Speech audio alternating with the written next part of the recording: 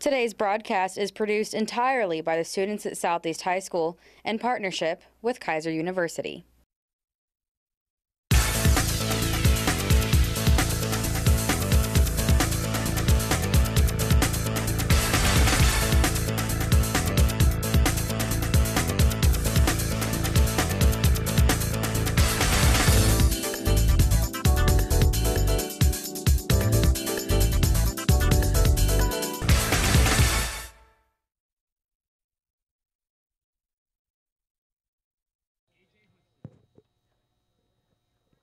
And welcome everybody to Southeast High School. We're live from Southeast High School in Bradenton, Florida. SETV, Southeast High School Sports presents Southeast Seminole Baseball. Tonight is our first baseball broadcast in 2 years, and we're glad to have you with us as the Seminoles take on the Lakewood Spartans in this district game.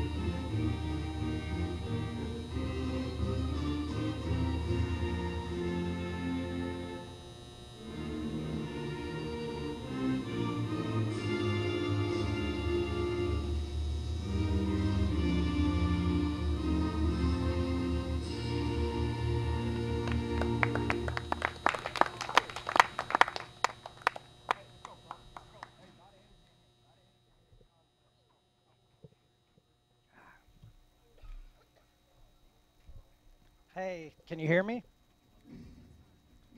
Okay, that's good.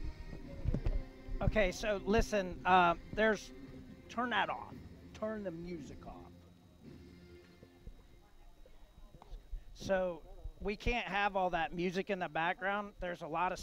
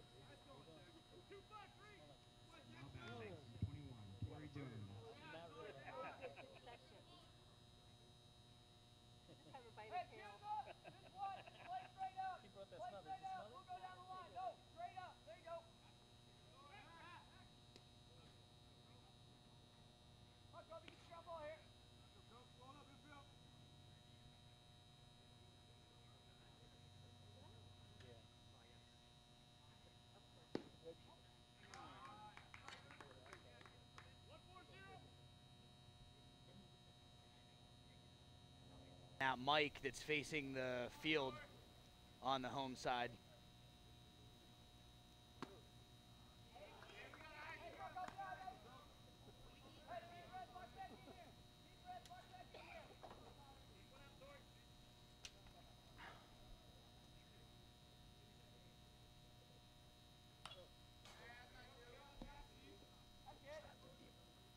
All right, so bear with us here. This is Joe Collis here. I'll be calling the action tonight in tonight's game. Joining me this evening is my counterpart, Ryan Clark, with the color commentary.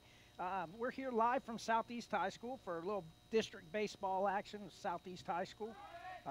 We got us a ground ball into shortstop. Base hit there. Again, bear with us as we're popping in here. We've had a little bit of technical difficulties. We're trying to work with it.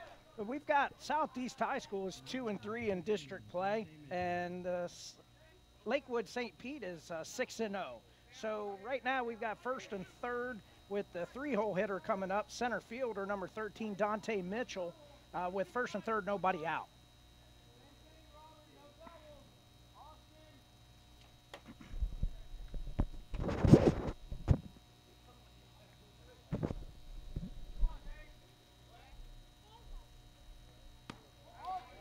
Got ball one from starting pitcher Kobe Garcia.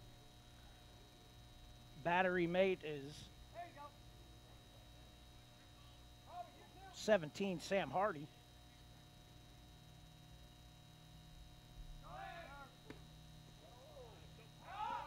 And we got a stolen base by number 21, Torrey Jones. So we got second and third, 2-0 count, nobody out.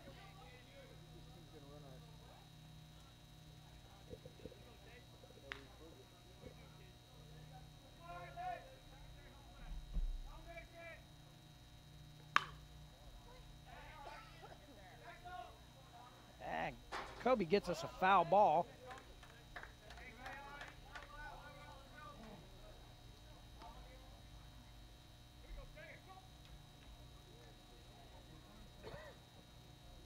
Kobe Garcia, this is his 5th time pitching against Lakewood in his last 2 years. 5.32 ERA with a few Ks. 1 save during those appearances. Very tough St. Pete Lakewood team.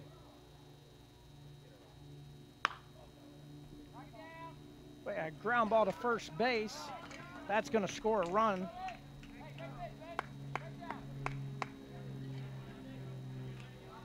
And that's going to bring up the 4-hole hitter, number 2, catcher Anthony Hudson.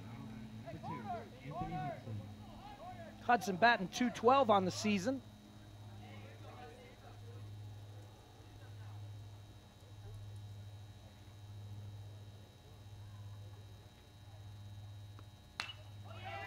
Hudson laces a ball in the gap, gets past McConico, drives in a run, and he's got a stand-up double.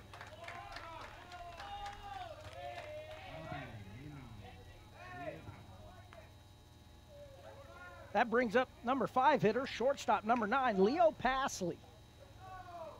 Kobe throwing things, needs to start working a little bit the other side of the plate here, working both sides, mixing a little changeup, a little curveball here. Can't sit on fastballs with these guys.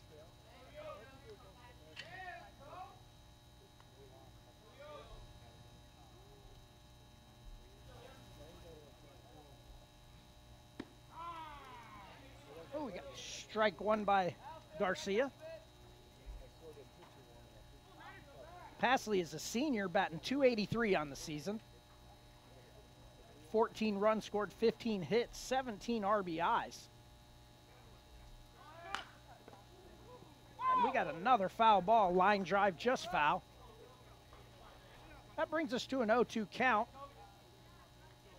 Kobe battling early. And again, if you'd bear with us a little bit, we're working through some technical difficulties, trying to get my co-host here mic'd up for me.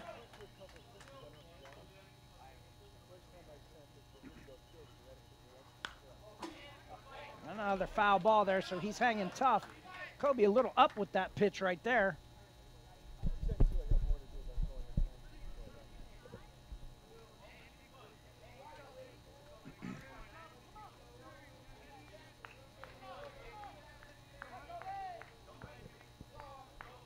So still 0-2 to Passley.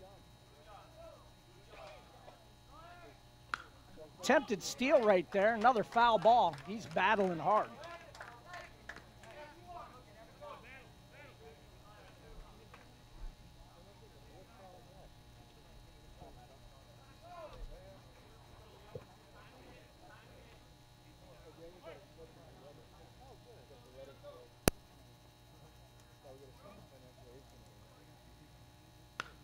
Oh, a good pitch by Kobe Garcia right there. Looked like a breaking ball down and away, and Passley did a great job of fouling that ball off.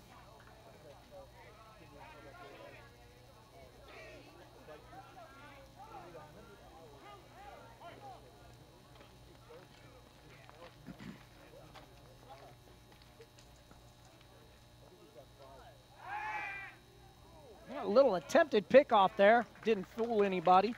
Keeping the guy honest. Kobe Garcia is the number 2 starting pitcher for the Noles. Began starting on the mound last year as a freshman. Started the regional game last year for the Noles. And we've got a ball hit to the center fielder. And that's a great play right there by Donald White. That does move the runner up, but we've got 2 outs now. Very well hit ball by Passley. And we just had him doubled up. He was off the bag at third, so he got caught sleeping. A heads-up play by third baseman there for us. That's Kyle Metters over there, so that was a good job there.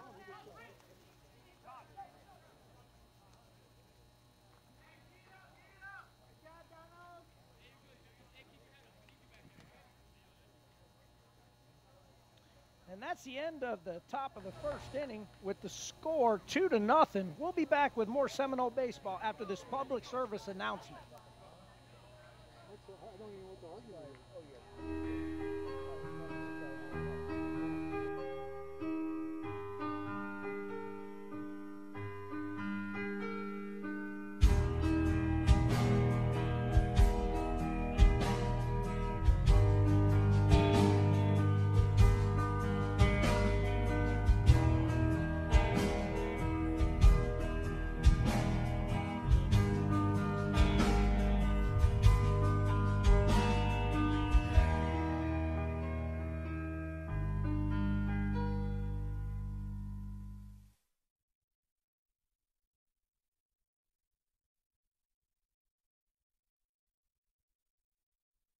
The best that we can. I'm going to roll solo here for a little while, and we hope to get Ryan up here soon. But why don't we go through the lineups here for Southeast?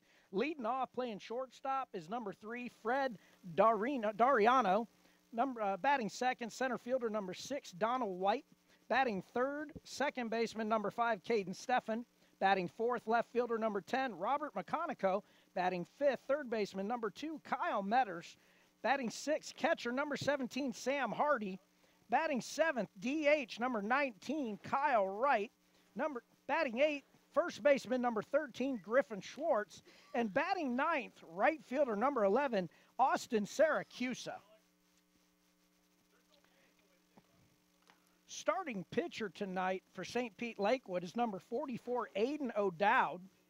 Catching him tonight is number 2, Anthony Hudson. So the Noles are hoping to even this score up here, get things back going for the Noles.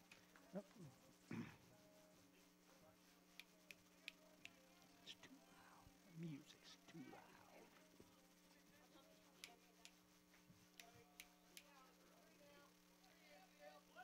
That music's too loud. The music's too loud. And Fred's a little tardy on that first pitch, like the aggressive first pitch swinging from Fred.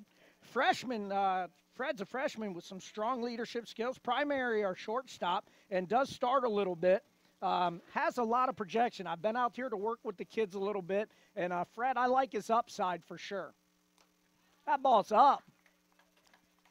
Up in the zone, Fred doesn't even think about offering.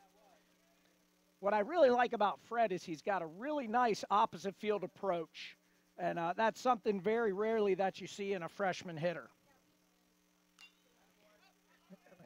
Nice aggressive swing right there on the fastball down the middle. That brings us to 1-2.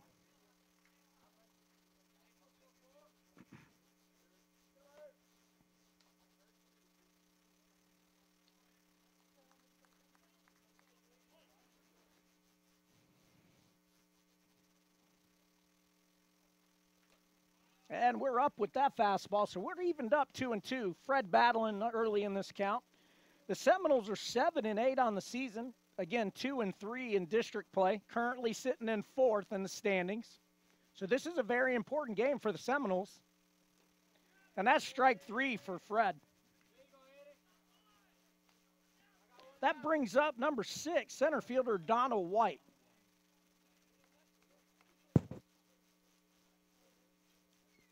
Donald is one of our seniors, currently batting .389 on the season with 3 stolen bases, 5 RBIs, and 10 runs driven in. Was a reserve player last year for the district champs. And he tries to bunt for a base hit and did not get that down. He is a strong bunter, and that is part of his game. Donald does plan to join the Navy after high school, hopes to secure a fighter fighting position. Is also a member of our band.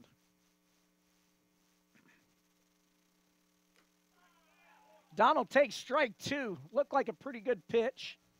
Don might have thought it was a little low and away. Sucks. This sucks.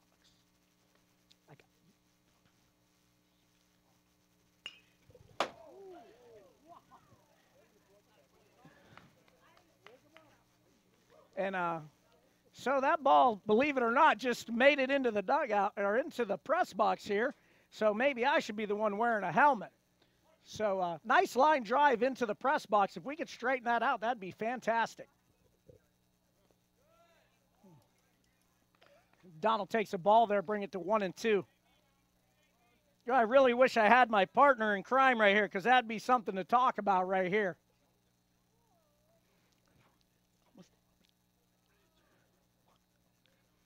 We need to see if they have that on play-by-play. So we got us a foul ball, and that's out of play. So Donald's battling tough.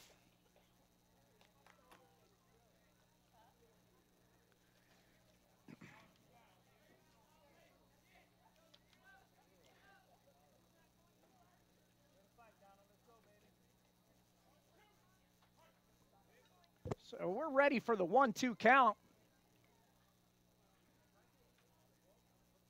Oh, and he wears it. So we'll take a hit by pitch there by Donald White. That gives us our first base runner of the night. That brings up our second baseman, number 5, Caden Steffen. Caden is a sophomore, currently batting .390 on the year. 15 walks, got a really good eye. Very versatile infielder. He's a good little player. So we'll see if we can get the Noles can get something going here. Caden tries to bunt for a hit right there. Third baseman was playing back a little bit.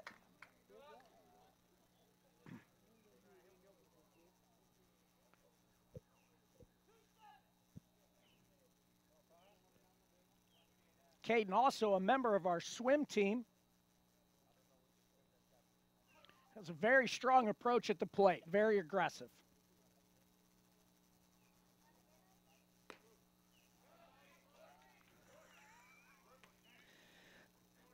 And we're evened up 1-1 count. Like to say hi to all the people out there listening. We know we got a bunch of you out there listening to the old Noles baseball. And hopefully we can get these things, little bugs figured out so we can get Ryan back online. Caden Steffen's a little tardy right there. Falls behind the count 1-2.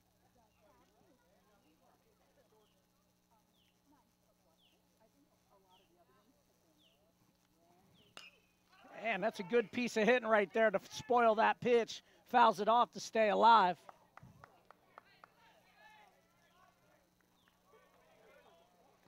Caden is a second-year starter for the Noles. Was on that Knoll district team from last year.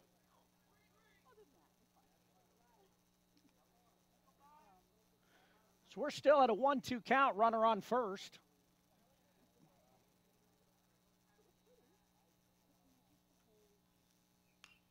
And another foul ball by Steffen.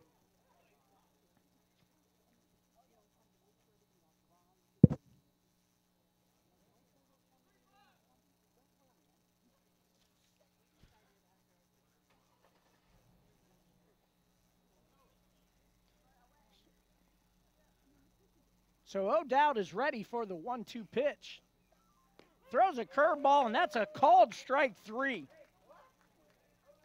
Ball looked to be a little down, but when you've got 2 strikes on you, you got to protect the plate. So that's going to bring up left fielder number 10, Robert McConico. McConico, great body, good-looking player, good-looking young player, sophomore, currently batting .277. In his first full season as a starter, and as of late has been really swinging a hot bat, although he swings through that one to go 0-1. Seminoles are coached by head coach Brant Andrzejewski and assistants Alex Machad and Johnny Cromwell. Umpiring tonight behind home plate, we have Danny Wilson. First base, we have Tom Briggle. And third, we have Todd Paskett.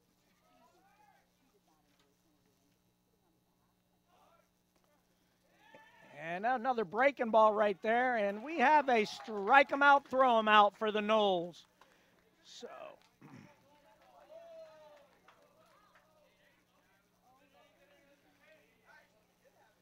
So that's the end of the first inning with the score 2-0. So we'll be back with more Seminole baseball after this public service announcement.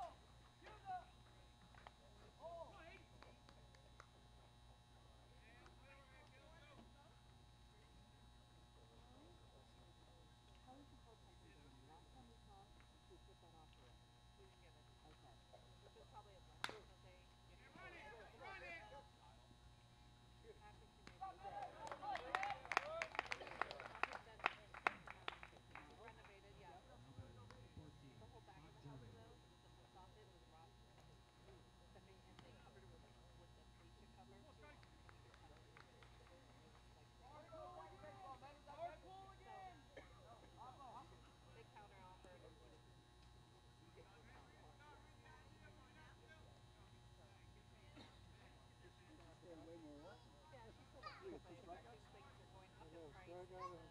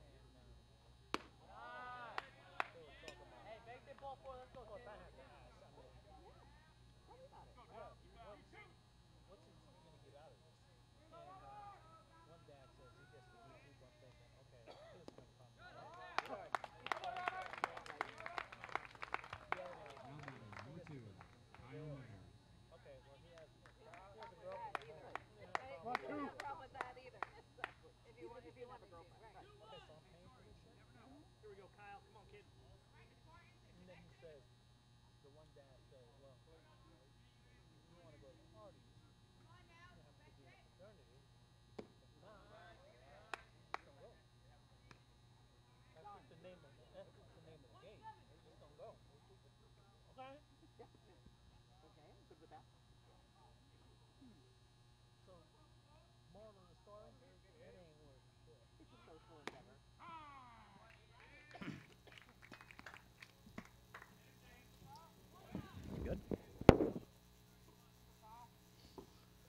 All right, we're live here back at Southeast High School. Sorry for those technical difficulties trying to get mic'd up. Oh, look who's here. Ryan decided to show up tonight. You there for me, buddy? We got a wow.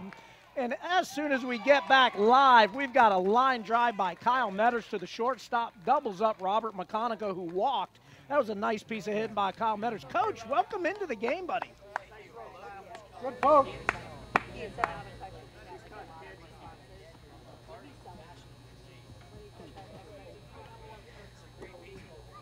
Today, we got both teams putting the bat on the ball. That's for sure. That brings up the catcher, number 17, Sam Hardy.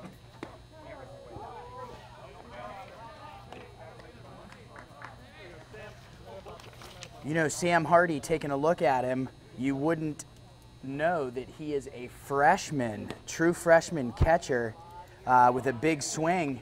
And, you know, if he gets a hold of one, Coach, he has a little bit of pop in that bat. That's for sure. I was out here working with him the couple of times I've been out here and in the few games that I've been to, and Sam definitely has some raw power, a lot of raw athletic ability, and definitely has some upside if he puts in the work. You know, there's a ton of potential there. He sits here with a 2-0 count, 2 outs after that line drive to the shortstop double play. And I'm sitting fastball right here, Coach. Yeah, it looks like the umpire is calling them low in the strike zone this evening, which as a former pitchers and catchers coach, I love it, but the Seminole hitters are going to need to get on board. Nice play up the middle by the shortstop. Yeah, nice play. Nice job by Sam hitting the ball up the middle. That shortstop for Lakewood did a nice job moving over the bag to the middle to his left and made a nice play over there for a 6-3 ground out. So that's going to bring us to the end of 2 with the score 2-0 still. And the Seminoles, they're hanging in there after a little rocky of first start there in the first inning. We're still sitting at 2-0. Kobe did a nice job getting a shutdown inning in that second inning. And hopefully they can settle in. And as the sun goes down, maybe we get these Noles rocking and rolling a little bit. Yeah, absolutely. It looked like Kobe just needed to get some of the nerves out after the first inning, and he's really bounced back here. Yeah, for sure. Well, the Noles got a nice little team. Coach A does a really nice job with the kids. It's a good group of kids, real positive. Been around them a little bit, getting to know the kids now that I've been on campus for a little while. I'm not the new guy anymore. But, yeah, good group of kids, and they have some young talent. Yeah, this is Kobe's 5th time seeing St. Pete Lakewood in the last 2 years. So he's been up and down this lineup over the last 2 years. Well, and that's something, Coach, and you know we used to coach together. When you're playing district folks, you know, and you're a young guy, you're going to end up seeing a team quite a few times. So that's nothing new to the game, and that's just something that, you know, that's where you just really need to focus on working on both sides of the plate, mixing in all your off-speed pitches, and, you know, trying to change it up each time out kind of helps a little bit too. Yes, sir. Changing speed, changing location. You got to keep these hitters guessing. And let's see if Kobe can right the ship here in the top of the 3rd and get a quick inning out of this. Yeah, so here we go again with that leadoff hitter, number 17, Jeremy Texel. Had a bunt for a hit his first time, showed some tremendous wheels and tremendous speed hopping down that line, Coach. I'll tell you what, Coach, he laid down a beautiful bunt that hugged that line. The pitcher made a nice throw, but he was 3 steps too late there in the first inning to get this started. Yeah, he showed bunt there, but that wasn't a bunt for a hit. He's just trying to bring that third baseman in a little bit. And what that does is by bringing him in, it opens up that 6-hole for him a little bit. I'd like, you know, you got, with that speed, you've got that middle infield. They're all in a little bit. Because of the speed, you've got to cut down that distance if he hits a ground ball, because if he hits a weak ground ball to the shortstop and he doesn't come get that ball, he's going to be safe with that speed. And he hits a ball in the right center gap. That's going to be an easy stand-up double for Texel. Got a little bit of an overthrow right there. So that's a leadoff double. So for the second time of the game, the leadoff hitter is on board. And that's going to bring up number 21, third baseman Torrey Jones, who also had a single in his first time up. Yeah, getting back to Jeremy Texel, that was a great job with the bat. Totally went with the pitch on the outer third of the plate, drove it right into that right center gap for a stand-up double. It was a great piece of hitting. And now that brings up the very dangerous Jones, who's batting .396 on the season. Freshman. He's got 12 runs scored, 19 hits, and 13 RBIs.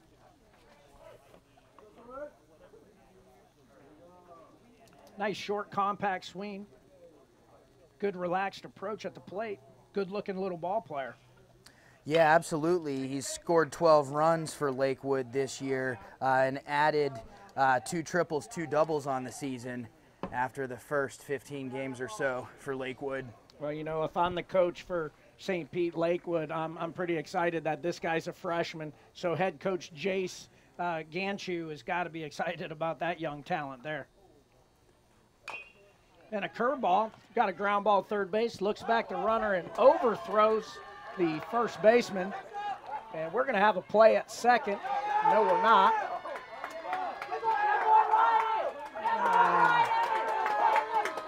As you can hear in the background, a little bit of excitement down in the St. Pete Lakewood dugout after that throwing error by Metters. Yeah, that's unfortunate for Mr. Metters. I mean, he did the right thing. He looked the runner back and just the throw got away from him. And then on the throw from first baseman number 13, Griffin Schwartz, it looked like our second baseman might have taken that throw off the noggin. Coach Andrew Jeske out there checking in on him. Looks like he's okay. He's given some answers back. Yeah, he's being checked out by the best trainer that I've ever worked with, and that's John Carl. Has been a staple at Southeast High School for many, many years. JK is known and loved by all the kids. Well, maybe not all of them, especially the ones that are tardy to his class. But, you know, JK is there's nobody better, and we know that our kids are going to get looked at and get the attention that they need out there whenever they do get an injury, that's for sure. Yes, sir. Coach John Carl, one of our Hall of Fame coaches, does a great job tending to the Southeast Seminole athletes. He is at 99% of the Southeast athletic events. Yeah, he doesn't miss very much, that's for sure. And he's got the respect of the kids, respect of the coaches. I don't know anybody that doesn't like JK. No, it looks like our second baseman is going to be okay. Went through a little concussion protocol there with him, and he's doing fine. He shook it off. He did not look happy to see the trainer and the coach out there in the field. No, Caden's a tough kid, too. Plays more than just second base, can play 3 different infield positions and does a very nice job with that. That's going to bring up number 13, center fielder Dante Mitchell. Hit an unassisted ball to the third baseman last time. First base. First base unassisted on the last time up. Another good-looking athletic player right here batting in the 3-hole. So we got 3-0 and a runner on third and nobody out. And that's ball 1, a little up with the breaking ball. Yeah, Mr. Mitchell, another Lakewood hitter, batting over the 350 mark. He's coming in at 370 with 7 RBIs, 4 doubles, 5 triples already on the season, Coach. Yeah, and we almost had another one there in the press box. I know you weren't looking on that one, Coach. I wish everybody could have seen the look on your face on that one. Kind of not as close as the one that came up here last time to me, but so we got us a 1-1 count. I'll let you catch your breath on that one, Coach. Yes, sir. That one in the first inning going your way, Coach, was about an inch above your noggin. Yeah, and they don't pay hazard pay to do this job. We do it for free. No, we do not. So we've got us a 1-2 count. Little foul ball down the first baseline. Mitchell battling hard. Yeah, 1 ball and 2 strikes. He's fouling them off. This is turning into a battle here between Kobe and Mitchell. And he's a little bit up with that breaking ball. Looked pretty good from here, but we are up a little bit. But, of course, I'm going to be biased for the Seminoles right there. Yeah, probably a little high for this umpire. He's been calling the low strike all night, so that was probably a hair high for him. And there's another one up and away, Coach. Yeah, 3-2 count. Kobe needs to bear down and get this guy right here because it's not going to get any easier with the 4-hole hitter coming up, and he's hovering around a 300 average as well with a 297 average. And now we have him at the corners, Coach. Not the best case scenario, as you were just about to say. Yeah, not the best case scenario, and you know both these guys on the bases both got tremendous speed, so it's definitely not getting any easier for the Noles right now. Let's see what Coach A comes up with here with a first and third play with the cleanup hitter up. So that brings up the catcher number 2, Anthony Hudson. Stroked a double in his first time up. Attempted throw over. Base runner's in safe. Yeah, I'll tell you, this Southeast coaching staff does a great job with these kids. There's a strike by Kobe. And a stolen base by Mitchell. Yeah, this Southeast coaching staff, you know, obviously they do a great job with the Seminole baseball team, but, you know, Coach Mashad, Coach A, Coach Hughes, all of them in the classroom working with the Seminole Nation student body as well. That's a hard hit ball by Hudson to the shortstop. That's going to drive in 2 runs under the glove of Fred Dariano. And then it did get by our left fielder a little bit, too, for another error. So Noles need to clean it up a little bit here defensively. The St. Pete Lakewood team sure is coming out swinging the bat. Yeah, this team has a lot of firepower to be giving away outs and, you know, giving up some errors like that. So I agree, Coach. They need to get the errors under control, or this one's going to get away from them rather quickly. Well, and I think what you're seeing right now is why St. Pete Lakewood is 6-0 in the district. So far, they're swinging the bats rather well. This brings up number 9, Leo Pasley. Got a line out to center field, and Lakewood is showing off their speed and steals another bag right there. Really not your typical stealing third base with nobody out. One of the cardinal rules of baseball is don't make the first or third out at third base, but they didn't look to be too worried about that. No, he went on the pitcher's move. He was 3/4 of the way there before the pitcher started coming through on his motion. So, you know, you got to pay attention back there. You got to take a look at least. And yeah, for sure. And you know, Kobe could be a little rattled right now too. A couple of hard hit balls. We got a ground ball to shortstop right to Fred. And Fred does a nice job, 6-3 for the first out of the inning. But that's going to drive in another run for Pasley and the St. Pete Lakewood Spartans to make it 6-0.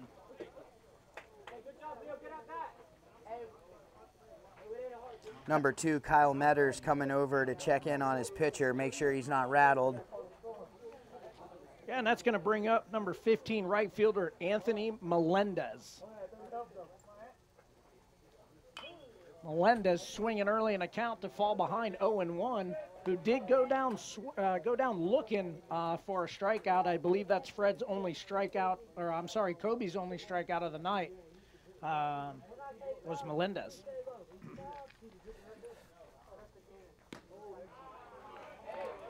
Okay, gets ahead of him 0-2 right there. There's a very nice breaking ball right there by Kobe. Very important right now for Kobe, you know, to keep your composure, stay positive out there. Your guys get to come up and swing the bat if you can get them back in the dugout. That was a good pitch right there and a great job of fouling it off. That ball was in the dirt. I'm surprised you got a piece of that. Yeah, Anthony Melendez, the junior, another Lakewood batter coming in at 353 or higher. You know, this is the murderer's row of our district right now. And we got a ground ball to Matters. And he's unable to handle that one. So another error by the Seminole defense is putting yet another runner on base for the Spartans. Coach Andrew Jeske coming out to check on Kobe real quick. Probably has to talk to his infielders as well. Been a rough inning for the Seminole infield. Yeah, definitely a good job by Coach A right there. I believe that's a good spot to come out and use one of your timeouts there. Talk to him, calm him down a little bit. One of the most positive coaches I've ever been around. Does a phenomenal job. We are very fortunate to have him. Not very often do we get guys, transplanted from Indiana. Coach A's from Westfield, Indiana. Boilermaker. Yeah, the north side, right outside of Indianapolis by about 20 minutes. And, yeah, Coach A is a Purdue Boilermaker alumni and won a Big Ten championship as a pitcher for Purdue. So Coach A does a phenomenal job. I hope his parents are watching, Ryan and Ann. They were down not long ago and got to spend some time with their son, and it was nice to meet them. And they should be very proud because he's a phenomenal coach. Yeah, Coach, I mean, you and I, throw over. Yeah, Coach, you and I have coached for a few different programs in this district, and, the Southeast Seminoles haven't always had the strongest program until Coach A got here a few years ago. They were able to make a district run last year, and the Noles turn a beautiful double play to get out of that inning. So whatever Coach A went out there and talked about, he was able to get his boys to get on board and get the job done. Yeah, for sure. So that was Aiden O'Dowd into the 6-4-3 double play to end the top of the third. But the Lakewood Spartans did push across a few more runs to make it 6-0. What's about that time, Coach? The Seminole Bats need to come alive now if they want to help support that struggling defense of theirs.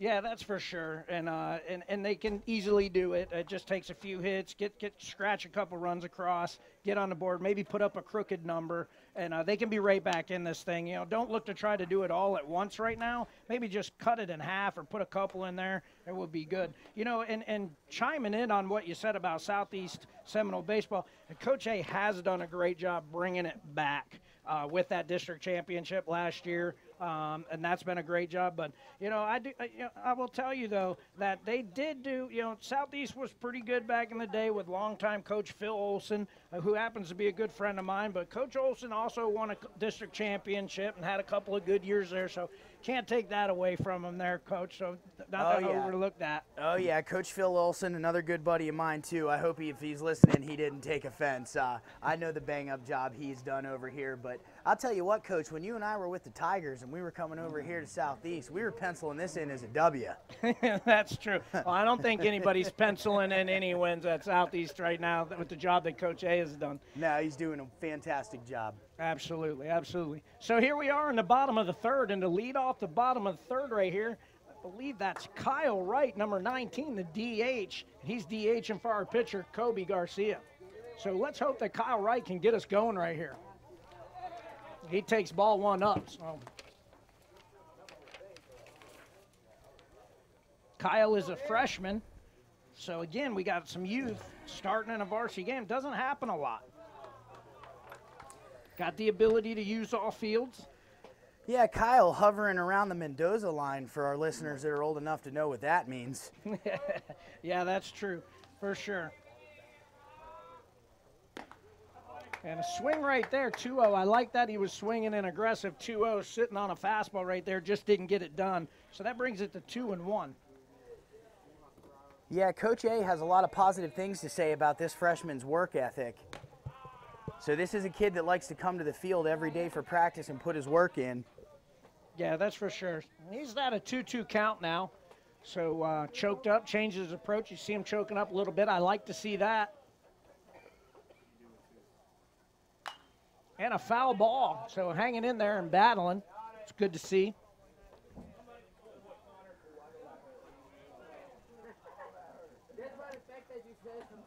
O'Dowd, real big, tall guy out on the mound. Big, tall presence. Throws about low 80s. Has a decent feel for the curveball. And again, we're still sitting at a 2-2 count. So Kyle Wright hanging in there, battling tough. Yeah, O'Dowd only a junior, and he's a big-looking kid. I mean, he has another year to grow, so he's in the low 80s right now. But by the end of his high school career, he might be in the later part of the 80s. he starts getting that body behind some of that arm. Yeah, that's for sure. He's sitting on a 2-0 record on the season and a sub-2 ERA, sitting around a 1.75. So he's getting the job done with that low 80s fastball and a little bit of feel for the breaker. And there's that feel for the breaker right there. There it was right there. Beautiful breaking ball. Froze up right. That's backwards K looking right there. Yeah, freshman's knees buckled. You know, that's going to happen. A little more experience, and our freshman will get back in it. He's got a career to look at those breaking balls. Yeah. So that brings up our first baseman, number 13, Griffin Schwartz. Griffin in his sophomore season. Very good defensive first baseman. Strong kid. He's got a lot of room to grow. So there's definitely some upside here to Mr. Schwartz. And again, I think Coach A's got to be really excited about the youth of this program. Yeah, absolutely. Griffin, another student who participates in another sport. Griffin's one of our Seminole swimmers. Also a part of the television program. His interests lie in the engineering field, so that's what he's looking to do after his Seminole baseball and swimming career is over. And we got us a ball hit out to right field, kind of lazy, and that's going to be an out for right. Yeah, not a bad stroke by right. He went with the pitch.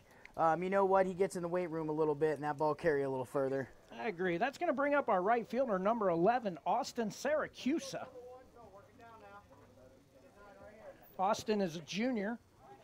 Ton of power. Still developing a little bit as a hitter for us. And it's actually only his second year of organized baseball. So that's pretty impressive to be playing in a varsity baseball game, and it's only your second year of ever playing baseball. That's pretty amazing. Yeah, absolutely, Coach. And yeah, absolutely, Coach. He took that first curveball there for a strike.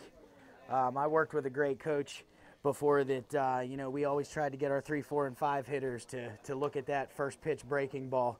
That might have came from you, Coach. Yeah. So well, and I'm a believer in the case method, which is copy and steal everything. And I learned that from Hall of Fame coach Tim Hill. You know, you swing at first pitch breaking ball, you're going to be an 0.76 hitter.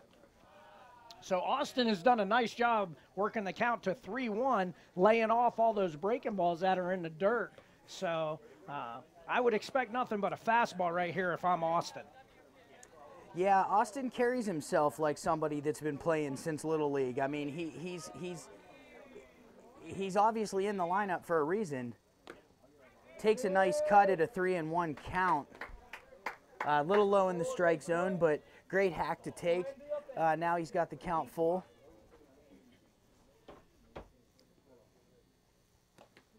And we've got us ball 4, so great job by Austin getting us a base runner. Nothing wrong with having a 2-out base runner. We'll take anything we can get right now, and that's a great job because it brings up our leadoff hitter, Fred Dariano. Yeah, maybe this is the spark the Seminoles need. You know, you got your nine hitter battling and fights to get on base, and now we got our leadoff hitter up, Mr. Dariano. So let's see what he can do. Well, Fred's favorite player is Mike Trout. So if he can be anything a quarter of Mike Trout right now, that would be good for the Seminoles. An eighth, Coach. Yeah, I'd say an eighth. Anything. That's a great job laying off that breaking ball early. I really like to see that discipline from a young hitter. And as I said earlier, Fred does a very nice job going the other way. He's got a great opposite field approach, one of the better ones I've seen from a freshman in high school. Yeah, Coach, you just brought up a good point. This team is full of freshmen, sophomores, and juniors. You know, Coach A is going to have some talent to work with here over the next couple of years. There's no doubt about that.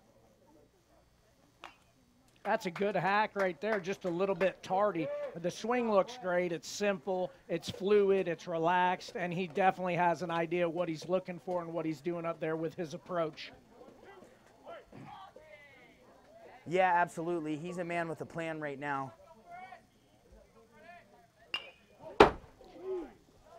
And, Coach, I'll tell you what, that is the third ball in 3 innings that has almost made it up here into this press box. And I'm thinking we need to change our location of where we're working at next time. That was the second that had your name written all over it. Well, I didn't do anything to these Seminole hitters, so I don't understand what's going on here. And unfortunately, that's going to be strike 3 for Fred Dariano. That's going to end the third inning for us there. So that's the end of 3 with the score 6-0. And we'll be back with Seminole baseball after this public service announcement.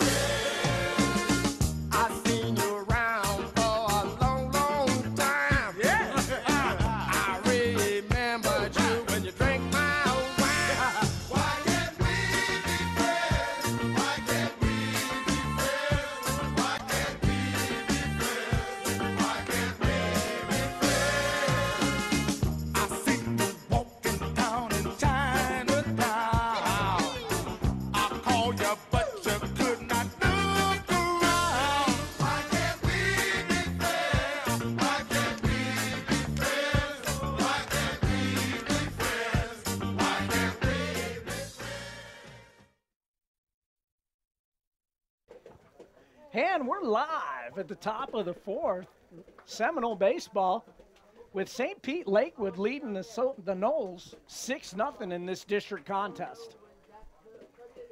And we've got coming up for the Spartans is first baseman number 14, Scott Germack. Germack walked in his first AB.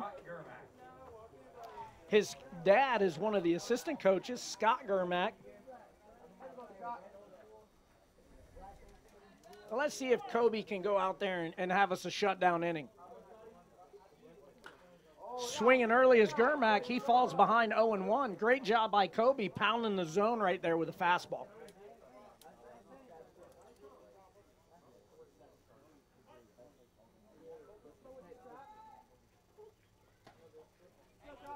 Ball's high and inside right there to make it 1-1.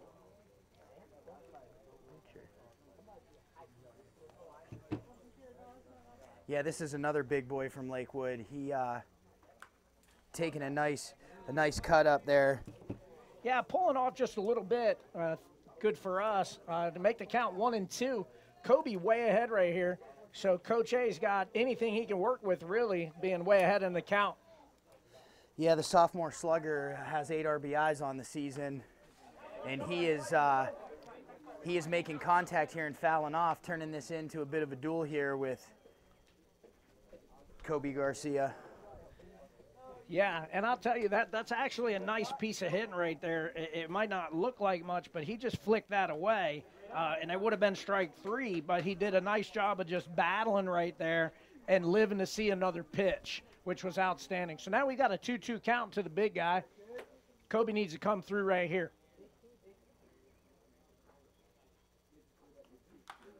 And he spoils yet another one. So Germack is being a tough out right now.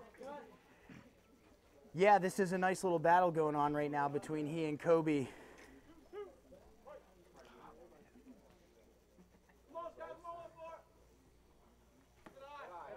And that one's little gonna low. Miss. Yeah, that one missed down a little bit. Looked like a little change up right there. So he's battled tough from 1-2 count all the way back to 3-2.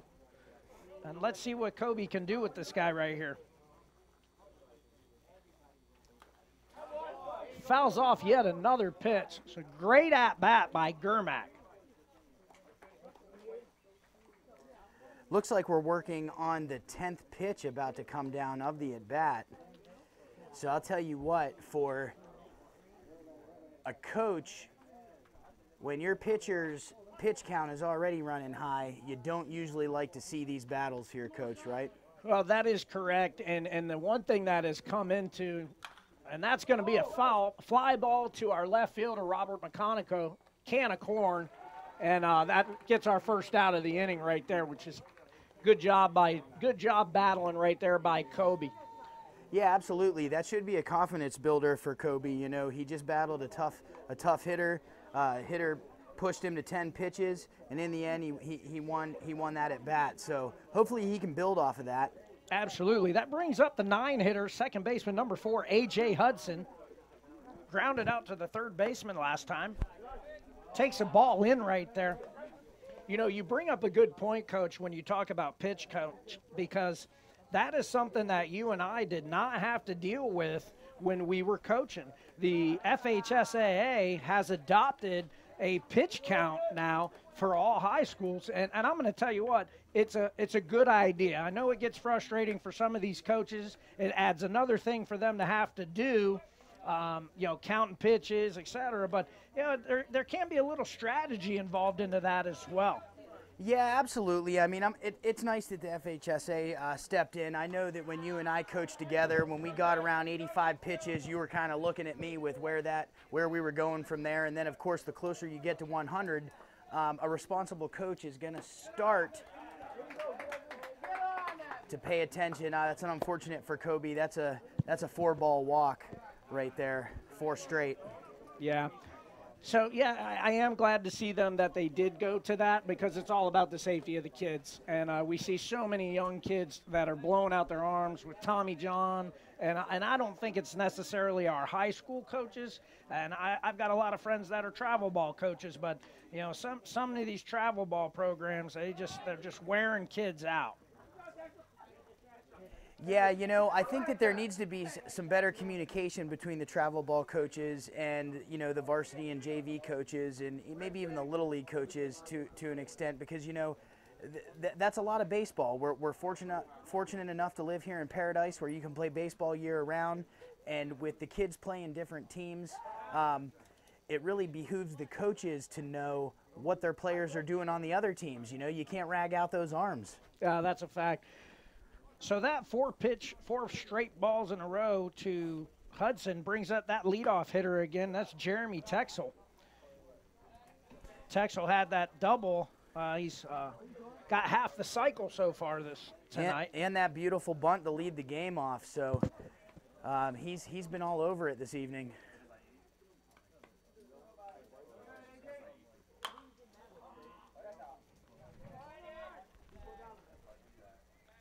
And we're lucky enough to get a fly out of Trexel. Go ahead and retire him, because he's always a tough out. But it doesn't get any easier. That brings up number 21, the freshman, Torrey Jones.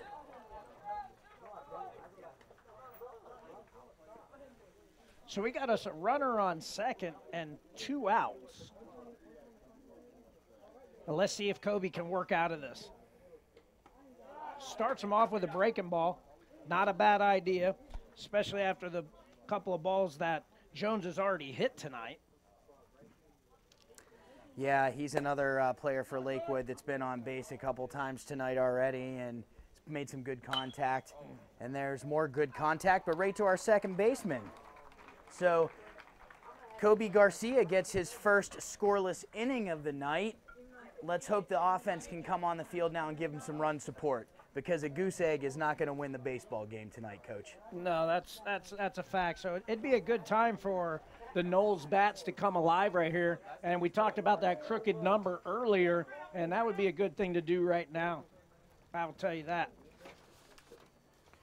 So while we are here, I think it'd be a good time to give our little Facebook promo. If you haven't done so, you should like the SCTV Facebook page. You can find it on facebook.com/SEHS Television. Not only will you get reminders and direct links to all of the events that Southeast Television broadcasts live, but you will also get notices of the other activities that our SE students are involved in. And while you're at it, share the Facebook link with your friends and family. That's facebook.com/SEHS Television. You can also find all that information on the website, setv.news. Yeah, I just cannot say enough about Miss Amanda Clark and her TV production program. One of the best in the country. And I know that's why you and I totally enjoy coming back. We would do this every baseball game if we could, Coach, wouldn't we? Well, if we didn't have families and other things going on, I definitely would do more games than we could. That's for sure. Definitely have a blast doing it. So that's going to bring up number 6 center fielder Donald White, hit by a pitch in his first AB. And hacking on that first pitch, a great hack right there, very aggressive. I don't know if you might have saw that there on TV, but Donald does a home plate ritual to remember his grandfather who inspired him to play baseball. So I think that's pretty cool that he gives a tribute to his grandfather. And that's a heck of a bunt right there. And Donald's going to beat it out. And we've got us a bunt for a base hit by Donald White. And, Coach A said he is a strong bunter, and now I see why. And that looks like what the Seminole bench needed. They finally come alive for the first time tonight. Donald White, also just a wonderful young man, great kid. Yeah, that's going to bring up number 5, second baseman Caden Steffen. So let's see if we can get the Noles can get something going right here. Lakewood led off that game with a bunt hit, so maybe this right here will kickstart us here in the bottom of 4. That ball looked to be a little bit up to me, but the umpire called it a strike. That's a small strike zone there on Caden. I understand because I'm about the same size as he is. Yeah, Caden, second year started as a freshman, starting as a sophomore, has a lot of talent. As you said, Coach, earlier, he can play a few different infield positions. Taking a pitch on the inner third there on him. Yeah, so he's down early in the count 0-2. He's going to have to change his approach and find a way to battle right here. And we've got to find a way to get that runner over in the scoring position. And that's Great a ball. Great job going backside right there. Great hit by Caden Steffen. That's going to put us at first and second with nobody out. And that's going to bring up the big man, left fielder, number 10, Robert McConico. Yeah, this young man has so much potential and so much talent. Very good kid. Great family, actually. Worked with his dad over at Horizons Academy while I was an assistant principal over there. His dad was my middle school dean, and just a great family. And Robert takes a fastball right down the middle for the first pitch there. So we've got first and second, nobody out. Rated his number line, though, Coach. That might have been the highest strike called tonight. Well, what I'd like to see right now is Robert handle the bat and get these two guys in scoring position. And he falls behind 0-2 with the big swing right there. So in this situation right here, you don't have to try to be a hero. Just put the ball in play and move these guys over. Yeah, that's going to be his job right now. I know he's in the cleanup spot and feels like he needs to produce some runs, but he needs to get these runners over. That's a great take, and there's those runners are moving over by a curveball in the dirt. So, here we go. We've got us our runners in scoring position, and we're down a 1-2 count. So now is where I believe that it's even more crucial to put the ball in play. You got the pitcher just did the work for you, got your wild pitch right there, pass ball, and now you've got McConico. All he's got to do is handle the bat. Yeah, if he can get this ball in play anywhere, it looks like the Seminoles can get run on the board, and that's where it starts, Coach. That's where a rally starts. You give us one. And we're evened up a 2-2 count, so McConico, you're doing a good job of battling right here. Again, don't try to do too much right here. Put the ball in play, handle the bat, score that run, gets the guy over to third, and we're good to go. That's a big strikeout by O'Dowd right there. Yeah, that was unfortunate, Robert. I think Robert tried to put a little too much, do a little too much there. He really didn't need to try and put that one in the trees. That was the swing that came with that one. So that's going to bring us up to our next Seminole hitter. Yeah, and that's going to be third baseman number 2, Kyle Metters, who lined out to the shortstop in his last at-bat. Metters is one of our seniors, one of the few seniors on this team, batting .378 on the season, so definitely can get the job done at the plate. And that looks like it's going to get down. We got us a double down the line. That's going to score 2, and he's trying to get in there for a double, and yes, he does, Coach. That's a phenomenal job by Kyle Metters, and that's exactly what we needed. That's exactly what the Knoll Nation needed, Coach. One out, they got 2 runs across. Now they got another runner in scoring position, and you got the big freshman catcher coming up. You know, Coach, I think you know a little something about developing 9th graders who have the talent to play varsity baseball. Yeah, I've had the chance, you know, we've developed a few when we were at Palmetto, and it was nice. And that ball's up. Sam Hardy up the bat. Sam hit a 6-3 ground out on his last job.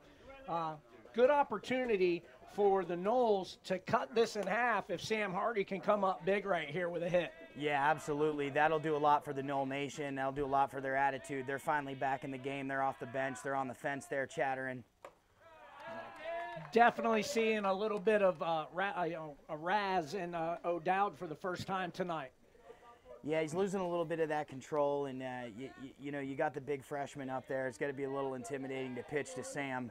So let's see if Sam can put one in play right here and get us another run. That outfield is playing extremely shallow.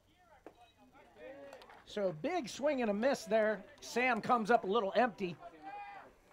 Still counting his favor at 2-1.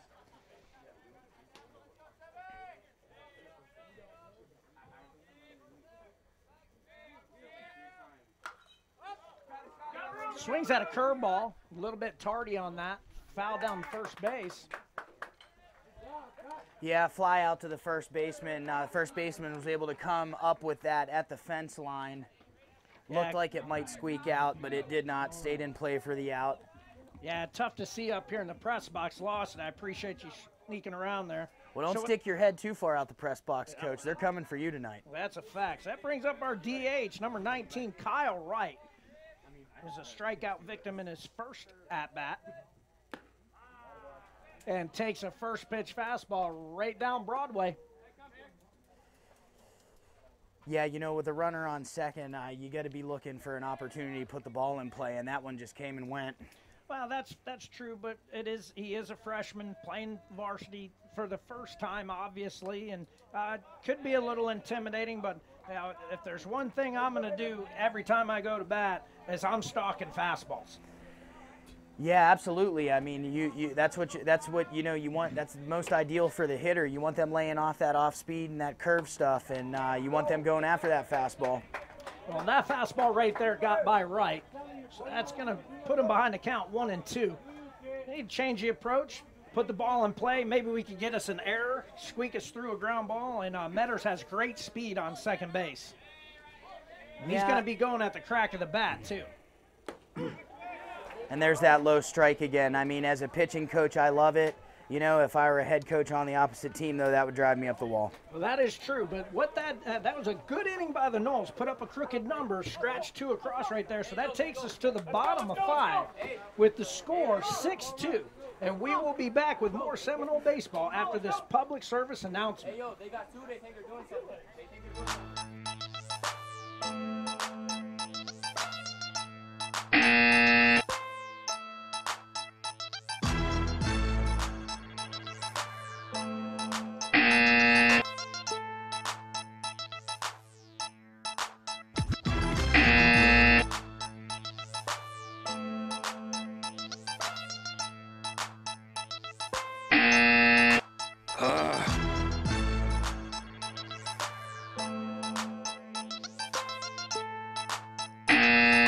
What is it this time?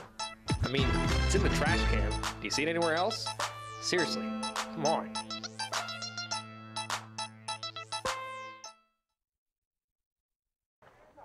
And we're live back here at Southeast High School, Seminole baseball. Going in the top of the 5th inning with the Spartans leading 6-2 over the Knolls. Yeah, Coach, not necessarily going our way at the moment, but a beautiful night to be commentating on a baseball game with your buddy. Absolutely. It's always a pleasure to work with you, and it's a lot of fun. And that's going to bring up the 3-hole hitter, center fielder number 13, Dante Mitchell. Walked his last at-bat. Did the job in the first inning with a ground out to the first baseman, unassisted for the force out. But Mitchell can definitely swing the bat, and he's got some great speed, and he shows that he's got some pop there. However, That is a very high fly ball, and the center fielder lost it. Syracuse throwing into second, almost got the Speedy Mitchell, but I don't really know what happened right there to Donald. I don't know if it was a tough sky. Seems to be twilight has kind of passed us already, but yeah, maybe that was a funky one, Coach. It looked like either the moon or the light. I don't know what happened there because he was about 12 feet away from that ball. Well, and again, it's being an outfielder myself, it's hard to say, you know, what he was seeing there. Maybe he did lose it in the lights. Maybe he blinked. Maybe he just didn't see it off the bat. But real quick, that brings up number 2, and that right there was Anthony Hudson, who just get a nice fly out to our pitcher. So, by the way, our pitcher now is Caden Steffen. There was a defensive change. Kobe went out to second. Caden Steffen now in pitching. So we got 1 out, and that brings up the 5-hole hitter, the shortstop, number 9, Leo Pasley. Pasley takes ball 1 from Steffen. We got 1 out and a runner on second. So a lot of things happened kind of quick right there, Coach. And, you know, that was unfortunate what happened right there. Donald not being able to catch that fly ball right there. Yeah, but Caden able to come in and get a quick fly out for 1 out. Looks like we have Jones moving over to third on a wild pitch. But I fully expect Mr. Metters to get this under control. He'll be all right. Yeah, Mr. Steffen. Excuse me. Yeah, Caden Steffen. Yeah, and that's Mr. Mitchell now on third base. Who brought me my notes for this game? Pasley with a deep shot in the gap and turning on the burners and coming into third. And unfortunately for the Noles, has a RBI triple. Yeah, I'll tell you what, though, Seminole defense had that double cut lined up perfectly and made that play closer than it probably should have been. Yeah, it definitely was a nice job on the double cut, but that was a better job of hitting by Pasley. Now bringing up the right fielder, number 15, Anthony Melendez. So it just goes to show you that when you make those errors, will come back and haunt you. And even though that wasn't an error out there physically by White, because he didn't touch it and it dropped, so you got to give it a double, it's a mental error. Yeah. And that's a shame. Great pitch there on the inner third, breaking ball. Yeah, nice job to get ahead 0-2 right here. So it'd be nice if Caden can get a little strike out here, a quick out here, leave that guy at third base. Good job of battling that off right there by Melendez. But if we can limit the damage to that one, Caden bear down right here, get this guy, get the next guy, and 1 run, that'd be good to strand that guy at third base.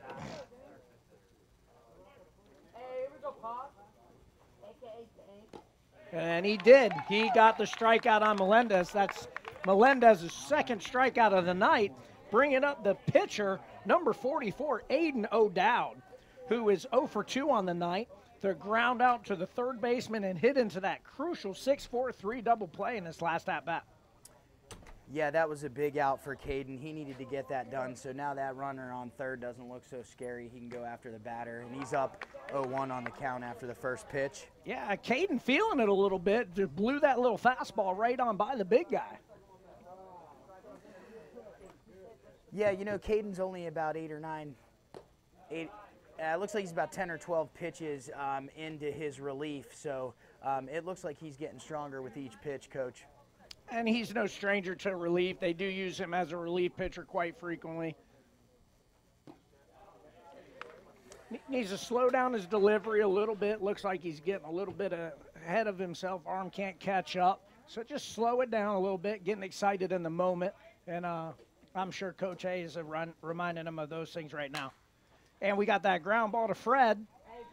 And Dariano across the diamond takes care of that. So Caden did a great job right there of working out of that inning. Yep, absolutely, Coach. You know, didn't get down on himself after that long drive into left center, bounced back, and took care of business. So gets the Noles out of the inning with only 1 run damage. So after 5.5, the Spartans do scratch across another run and make it 7-2. So the Noles need to come back out here right now and put up yet another crooked number. That would be good for the Noles. So SETV is proud to announce that Kaiser University of Sarasota is once again a business partner of SETV. This is the 13th year that Kaiser has supported the television production program of Southeast High School. At Kaiser University Sarasota campus, you can get the training you need to pursue a new career in the fields of business, criminal justice, education, healthcare, information technology, law, and much more. They offer associate, bachelor's, and graduate degree programs. Their Sarasota campus also offers a culinary arts and baking and pastry program. You can find out more about what Kaiser has to offer simply by going to their website at kaiseruniversity.edu. You know, that culinary program, speaking of culinary programs, tell you what, I know me and you like our culinary program here at the Knoll Cafe with Chef Jackie. You and I have a lot of love for Chef Jackie Allen. We try and get our lunch in with her whenever she is serving. You know, the Knoll Cafe is well known in the district, even by other schools, because she does such a great job. And I'll tell you what, Coach, you go into her dining area and you don't even feel like you're at school anymore. Isn't that a wonderful break we get each day? Well, I wish it was every day, but it is nice when we do get to have those breaks, and that's for sure, Coach. I really do enjoy that time. It's nice recharge of batteries halfway through the day. Yeah, get a little ham and pea soup in us, maybe some chicken and waffles, and then back to the grind. You know I don't eat that stuff, Coach. Don't try to throw me under the bus. Hey, so that brings up number 13, first baseman Griffin Schwartz. Flew out to right field last time. Takes ball one up.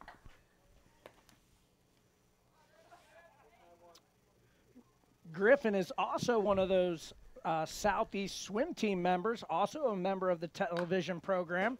And I know he shares a hobby that you enjoy, Coach. He's a big-time fisherman. I'll tell you what, if I'm not at a baseball field or working a baseball game, I'm definitely loving being on my boat, that's for sure.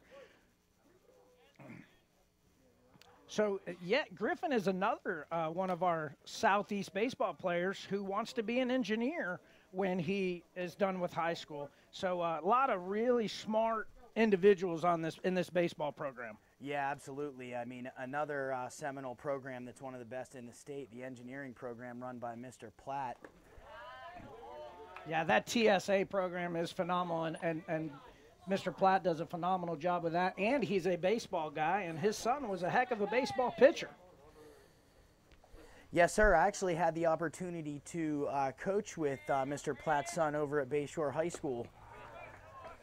And as I was at Braden River High School when I was working with Mr. Platt, that's when his son was actually taking off in his baseball career. I believe he had a cup of tea with the Arizona Diamondbacks minor league affiliate. I believe so. That sounds about right. He could throw it pretty good. So the strikeout to Schwartz brings up right fielder number 11, Austin Syracusa, who walked in his last at-bat and falls behind 0-1 right here.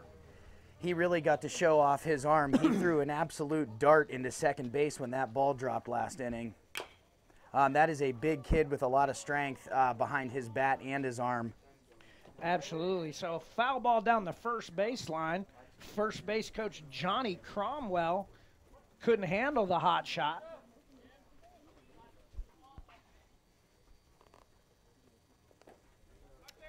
And that's a good take by Austin right there.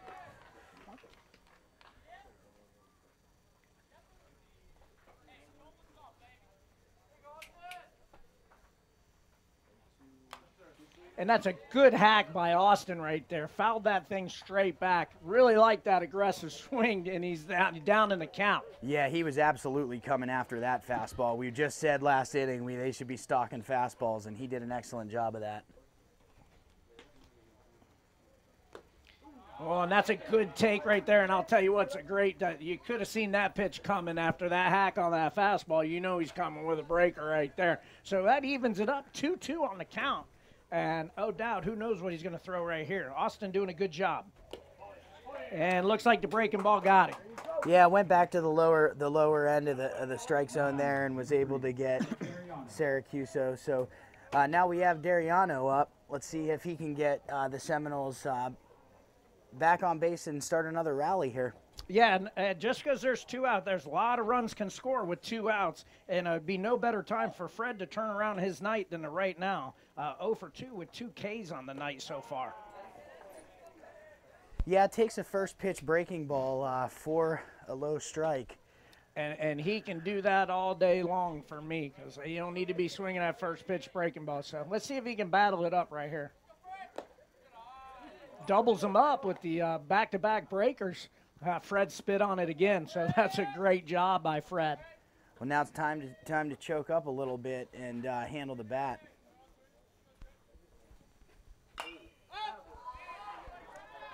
Pop fly, looks like the right fielder's able to drift to the baseball and come up with it, and that'll end the Seminole offense.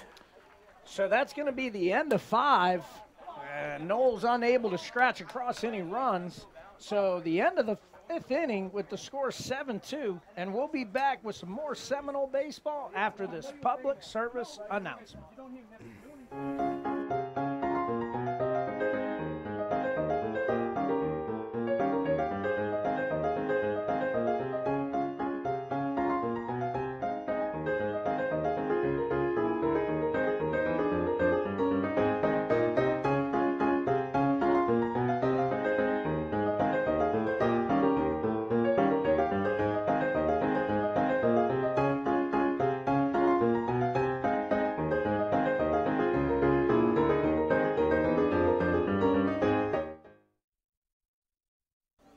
And we're live back here at Southeast High School Seminole baseball. We're in the top of the 6th inning with the Seminoles down 7-2 to the St. Pete Lakewood Spartans. District game here between the Spartans and the Seminoles. Spartans are leading the district, 6-0 record. Noel's sitting at a 2-3 record. Leading off the inning for the Spartans, going to be number 14, first baseman Scott Germack.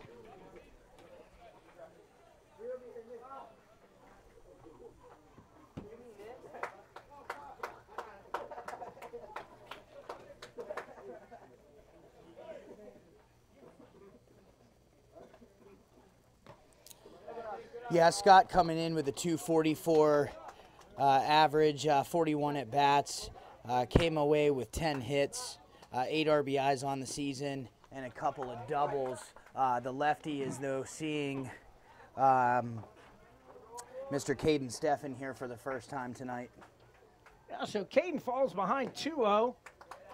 Looked like a pretty good pitch right there to fall behind 3-0, but I'll tell you what. That looks like that low strike that's been called all night, so that's a tough one right there. Yeah, well, you know, my father was an umpire for many, many years, and I'd come back, he'd come home, and I'd say, Dad, how was your game? He goes, that was really good. I only missed 3 pitches all night. So, we'll give this guy a couple of pitches, but that was a good job by Caden bouncing back right there and getting a strike on that 3-1.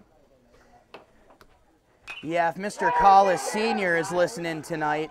I'll tell you what, that's a nice job of opposite field hitting right there by Mr. Germack. Yeah, absolutely was able to burn Mr. McConico out there in left field. That doesn't usually happen at the high school level from the left side, the left or right side of the plate going opposite field, showing some power there. That's a big boy. Well, he definitely is a big young man, and that's going to bring up number 4, A.J. Hudson. Walked his last at-bat. First at-bat, he went 5, hit into a ground out. Yeah, it looks like they're going to substitute. They're going to throw a pinch runner in for Germack. It's going to be Raz Tafari, the freshman. Got some wheels out there on second base now, so Caden needs to pay attention to him so we don't have a runner taken off for third.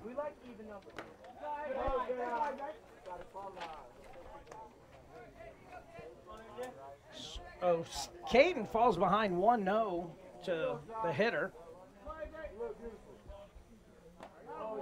And He's able to duck out of the way on that one. Misses up in the zone there. Caden needs to bear down right here, find that strike zone again. Get a couple ground balls, let his defense do the work. There's that strike right there that we're talking about.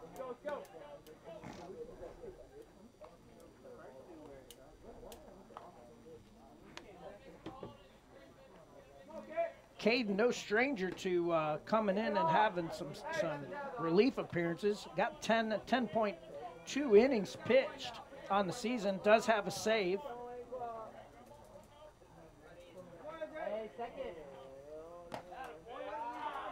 It's a good job right there. That runner, he had ball 4, and that umpire called that strike. He zipped him back in that batter's box real quick. So I don't know about you, Coach, but if I'm a guy and I run out and the umpire calls it, I'd be swinging at the next one because it's probably going to be a strike. So that umpire might think that he showed him up.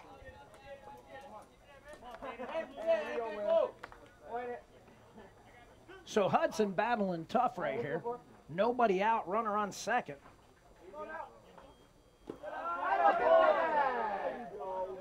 And that's a ball 4 to Hudson.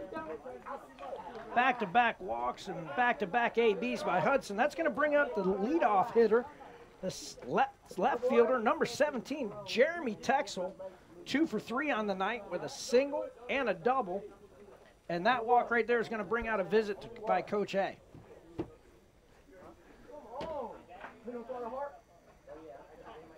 Yeah, it looks like Coach wants to get out there, settle down his pitcher, have a little chat, get everybody to calm down. I mean, this game hasn't totally walked away from them yet. They're in a 7-2 battle right now.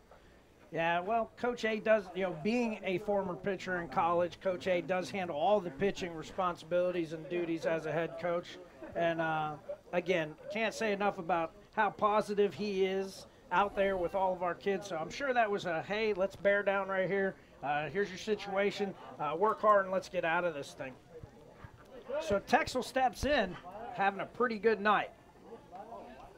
Shows bunt. Pulls back, runner steals third. Got him on the thing. Oh, he missed that call. Clearly had him on his arm as he came off the base. But, well, yeah, and Coach Andrzejewski is going to go out there and have a chat. We could see that from all the way up here in the press box. Yeah, it seemed to look like he definitely came off there, and third base umpire Todd Paskett getting a little earful from Coach A right here. Yeah, it looks like Coach A's asking for a little help. Let's see if he's willing to talk to his umpire buddies there, because I could make that call from up here in the press box. Well, I'll tell you this much: Coach A did the right thing by going out and saying, and obviously didn't get anything on there. Most of the time you don't. But he was very respectful when he went out and said, would you please at least ask for me? And he did that. So yeah. Unfortunate for the Noles right there. Runners move up second and third. Great speed on the bases and even better speed up the bat. So the Noles are in a tough situation right here. Already down 5. It looks like they're going to bring the infield in with nobody out.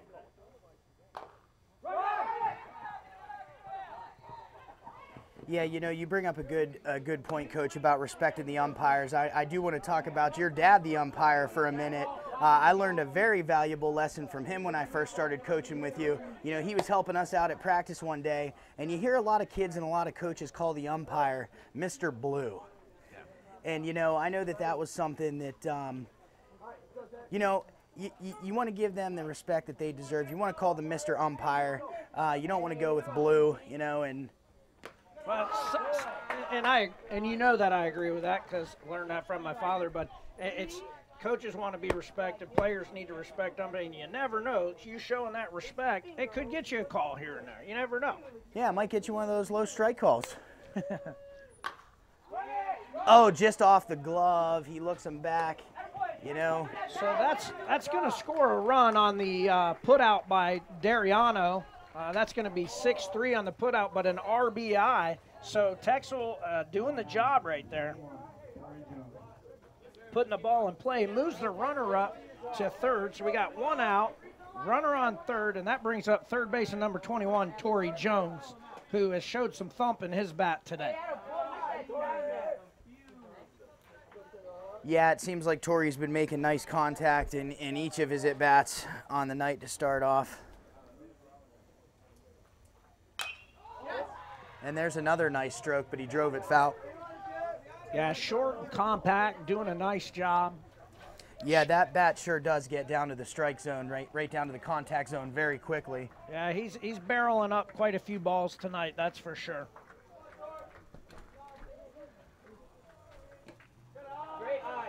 showed great discipline holding off on that there. Yeah, that was a tough breaking ball to lay off of. For a freshman, he's showing that he's a little bit above his years, if you ask me.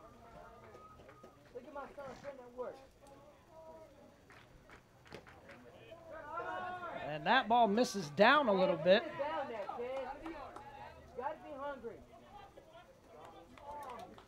You know, and I know it's got to be a little frustration out there because he's been calling that low strike the entire night, and he didn't call it right there. And there's a ball that's smoked up the middle. Yeah, right up the middle. Mr. Jones back on base again with a barreled up ball, as you mentioned earlier, Coach. And you know what? This lineup doesn't get any easier because that's going to bring us over to number 13, Dante Mitchell, who has also been absolutely stroking the ball tonight.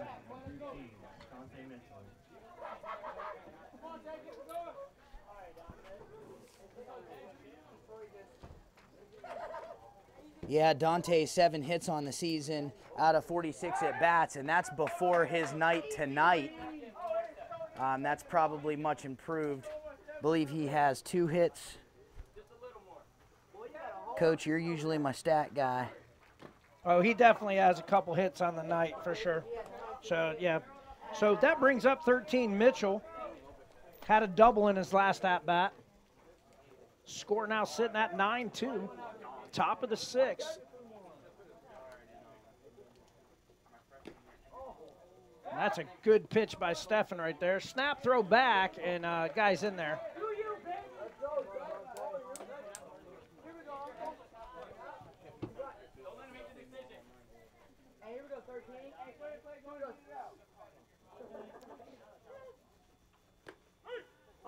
And we got us, there's that strike 3 call, which has only happened a couple times tonight for the Knoll pitchers. So got him caught looking on the breaking ball right there. That's going to give us 2 outs. That's going to bring up the 4-hole hitter, catcher number 2, Anthony Hudson.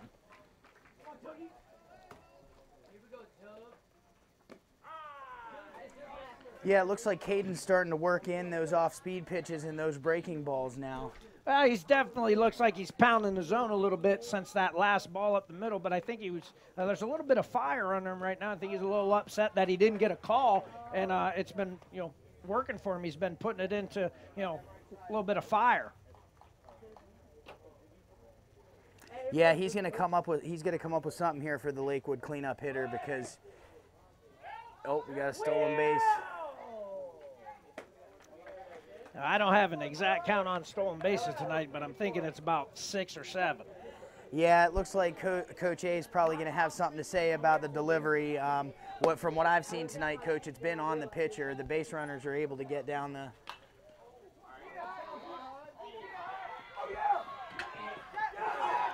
Yeah, first baseman pulled his foot there. Very close play, but the foot did come off the bag. I know Seminole Nation isn't happy about it, but that foot definitely came off the bag, and that puts us in the second, first, and third situation for Lakewood on the evening. Yeah, and that's going to bring up the shortstop, number 9, Leo Pasley, who hit a triple in his last at-bat. So definitely not getting any easier right here. More importantly, we need to get this third out right here. We do not need to let the Spartans get 2 more runs right here.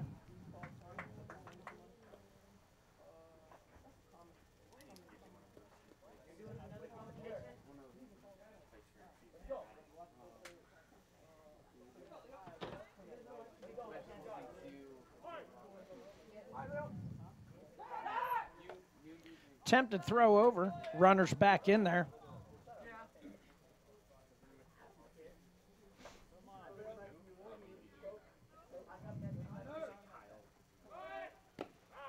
Runner stealing again, fake throw. And I'll tell you what, that was a great play by the third baseman. It looks like he was able to dive after that ball and land on the runner who was diving back to third. You know, TV production, Coach and I would love to see a replay on that one. I would love to see a replay, but that happened pretty quick. So that was, you never know. But so that ends the that's a wild ending to the top of the 6th. Lakewood puts us a couple more to make it 9-2. So going into the bottom of the 2nd, with the score 9-2 in the bottom of the 6th, we'll be right back with more Seminole baseball after this public service announcement.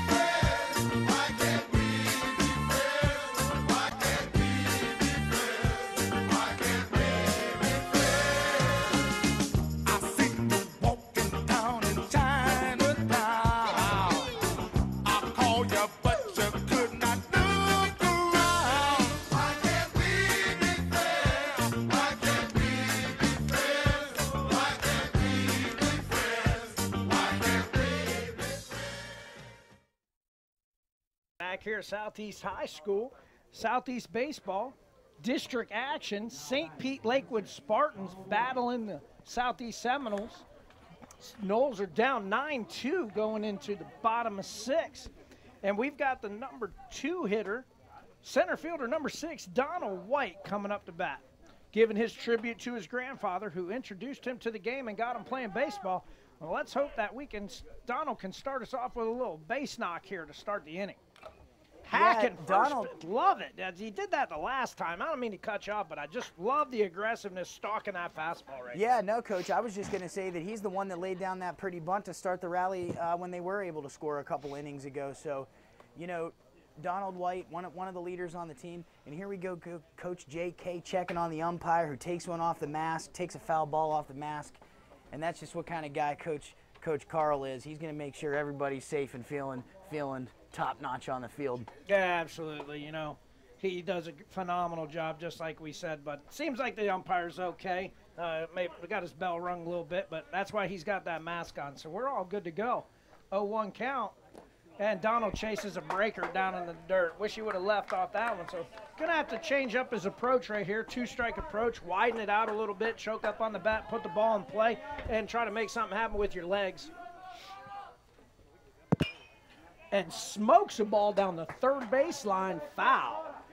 Yeah, he was all over that pitch. You know, the last couple swings he had, he didn't look great, so he was able to finally square up one of those balls and start to battle. Let's see what old Donnie can do here. Well, if I'm pitching right here, I'm throwing a breaking ball. Freezes him with a fastball, so got me on that one and got Donnie too. So a caught-looking strikeout lead off the inning, and that's going to bring up our 3-hole hitter, second baseman number 5. Sorry, now pitching number 5, Caden Steffen. Yeah, this is a great opportunity for Caden to start a rally, help the cause since he's out on the bump now. Caden does a nice job laying off that right there. Does a good job. Yeah, you know, I have to give a shout out to Coach Mashad, their hitting instructor. You know, was a part of the Kansas City Royals affiliate and played a little ball and college ball in his day. It looks like he has these Seminole hitters laying off that first pitch breaking ball, which is where we'd like them to be, right, Coach? Oh, absolutely. Coach Mashad does a great job with the guys over there. Again, the whole coaching staff is some of the most positive guys. Even when the kids do something that they're not supposed to, or where they're knuckleheads, if you will, because teenagers will be teenagers, it's a respectful way of telling them they did something wrong. It always does a nice job. That's going to be a fly out to the center fielder by Steffen. Yeah, got just a little bit under it. Made nice contact on the ball. Got a little bit under it right to the center fielder. Yeah, that's going to bring up 4-hole hitter, left fielder number 10, Robert McConico. He's got a walk and a strikeout on the night. This will be a great opportunity, a great position for Robert to hit one of those gap shots that we've seen him do this year. Yeah, Robert also has a little bit of power. I mean, he can put one over that left or left center wall out there. So let's see what he can do to get this rally started. That would be great. Takes first pitch fastball. So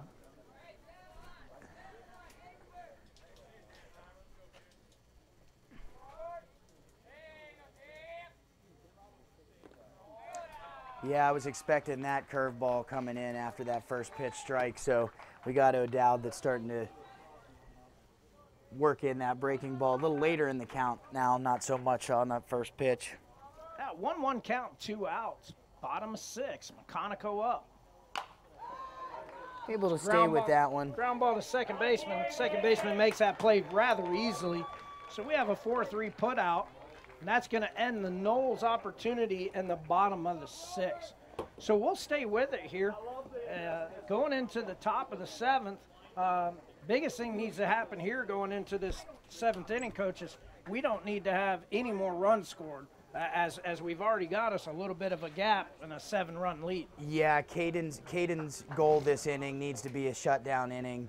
The Seminole bats just haven't really come alive tonight like they normally do. So if he wants to give his offense a shot, this defense has to shut down this lineup here. Well, and that's absolutely correct. And the other thing, too, that we need to think about, and we can touch whenever the end of this game happens and we have our post-game comments, but we've got to handle the baseball defensively. Yeah, yes, sir. So, you know, this game is already tough enough as it is, so we don't need to make it any harder. But if we do 3 things in a game, just 3 simple things, and that's defensively, if we handle the baseball, we're going to do just fine. If we're a pitcher and we fill up the strike zone and let our defense work for us and handle the baseball, we're going to do good things. And if us as hitters can stay in the middle of the field and stalk some fastballs and swing at good hitters' pitches, those 3 things, you're going to win a lot of baseball games. Yeah, that is the recipe for success, Coach. I mean, if you can get those 3 items in play, you're going to win 3 out of 4. No, 3 out of 5, maybe. Absolutely. So, but it all starts with you got to handle the baseball defensively. If your pitcher's throwing strikes and they're getting ground balls, you got to back them up and handle the baseball. Yeah, you know, you cannot give the other teams extra outs. I know you and I used to stress that to the program when you had it. You know, you cannot give the teams extra outs. That's absolutely right. Little up high and over the head. Of number 9, Leo Pasley, shortstop. 5-hole hitter for the Spartans. So brushes him up and back on the first pitch and then throws one down and away on the next one. Talk about changing eye levels. Yeah, that's difficult for a hitter because you don't really know what to expect there in the box, and right down the middle. Right down the middle. You know, there's been some major leaguers that made a career out of coming way in, going way out, coming right down. Yeah, that's absolutely correct. Pasley has hit the ball rather hard a couple times tonight.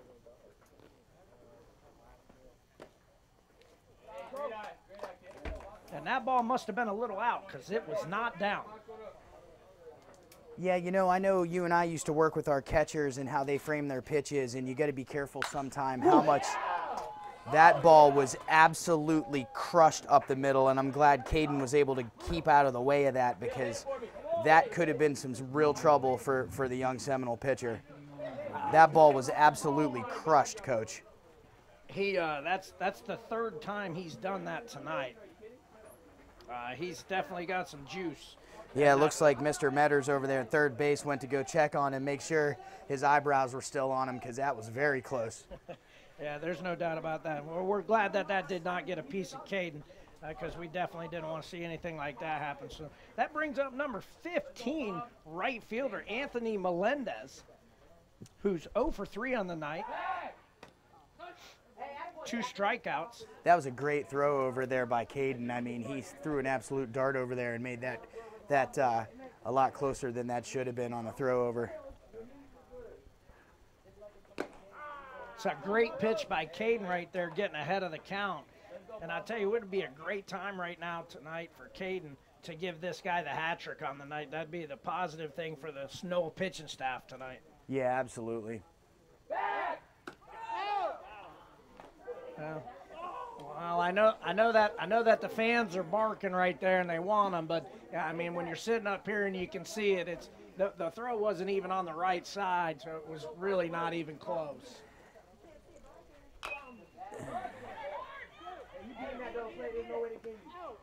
And that's a ground ball to the third baseman, Kyle Metters, who goes to the short route to second and does a nice job getting the runner out, but he looks like he's a little bit JK! hurt. So looks like JK's Yeah, gonna that's a come out rough for one. third That's a rough appearance. one there. He has something going on with that ankle there. That was a nasty looking foot injury. So a 5-4 put out there by Metters. And Hey, I'm going to go ahead and step away from the mic for a minute, Coach. I got to leave you solo for a second, and as the admin on duty, I got to go check this out. yeah, that's fine. I'd go ahead, do what you got to do. I'm used to being solo tonight.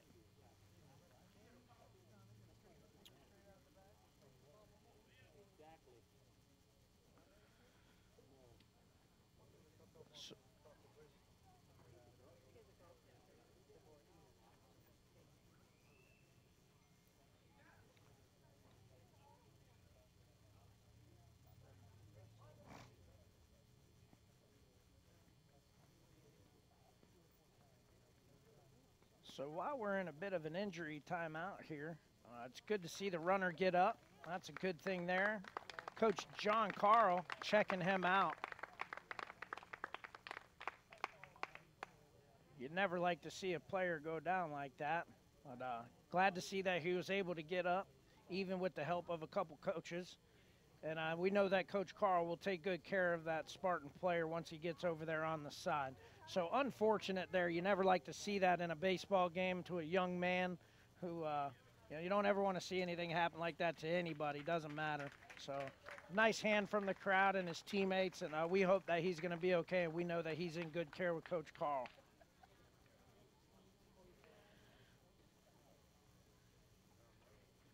But that is going to bring up the pitcher, number 44, Aiden O'Dowd, who is 0 for 3 on the night.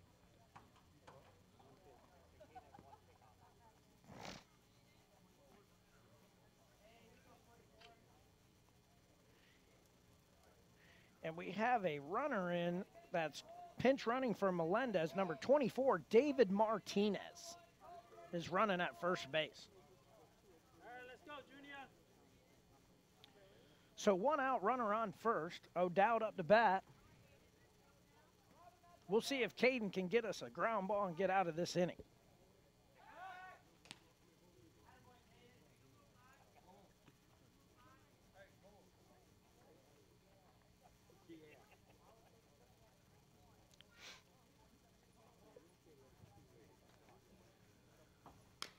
And we got us another ground ball to third baseman Metters. Goes to second. Quick turn by Kobe, and they called him safe at first. That was a close play. That was a great turn by the Knoll defense. It's a great, quick, clean exchange by Metters going over to Kobe. Kobe gets rid of it quick. It looked like a sure double play right there, but didn't get the out call from the first base umpire, who is Todd Briggle. So that's going to bring up number 14, first baseman Scott Germack.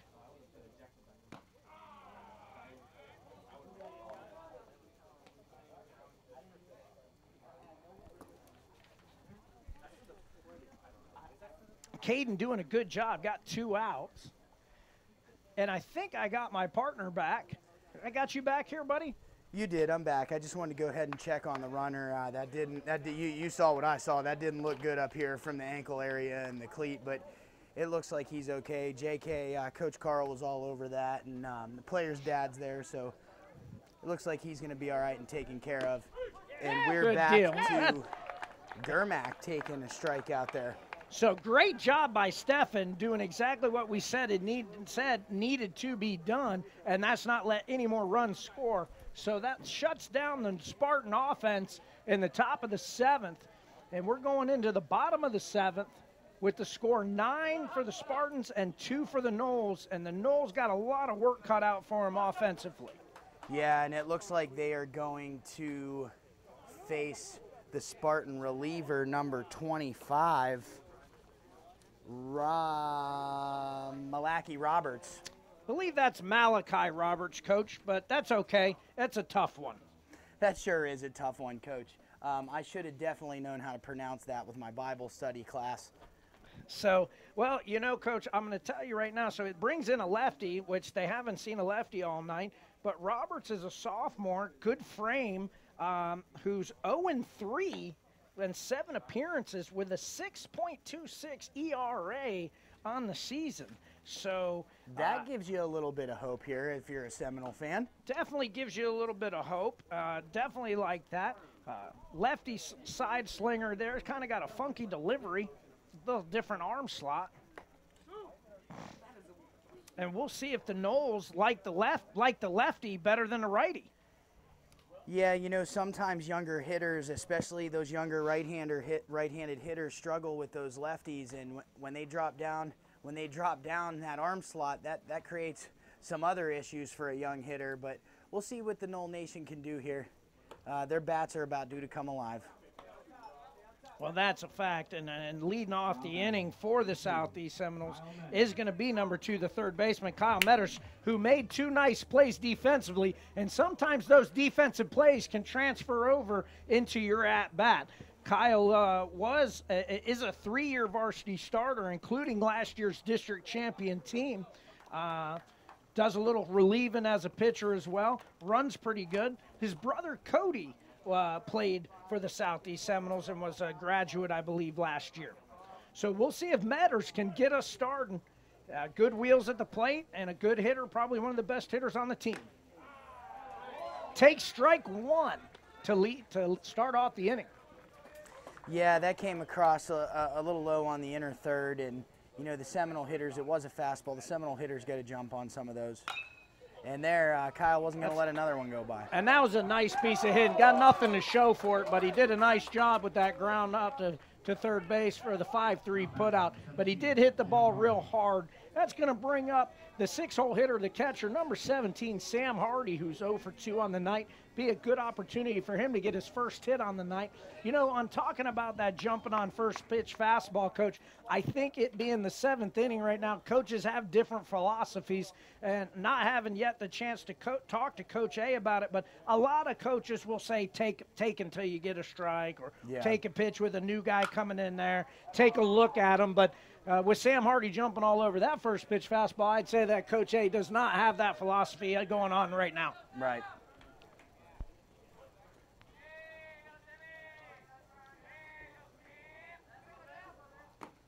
So the lefty reliever is run it to a 1-1 count against Hardy. Again, Hardy, a freshman, big, strong body, a lot of upside. Needs to get that bat going a little bit, though. It's a little bit tardy.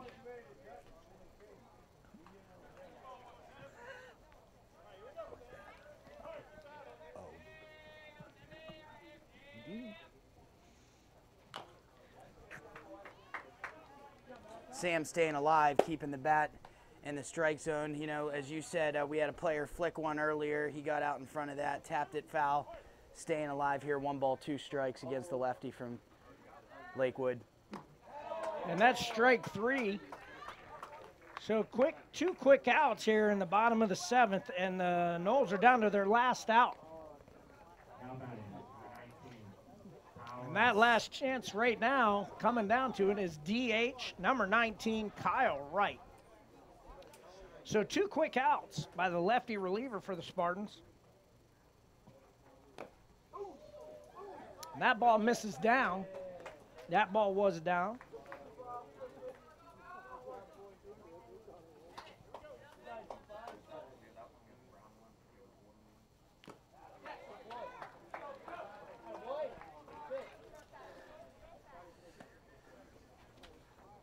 Kyle Wright able to foul a ball off straight back there, had a nice cut at it, just couldn't barrel up that ball.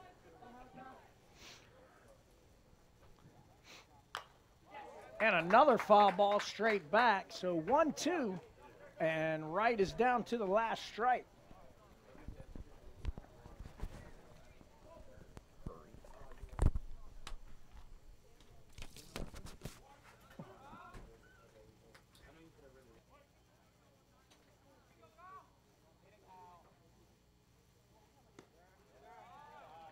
And that's a ball outside, going to bring it to 2-2.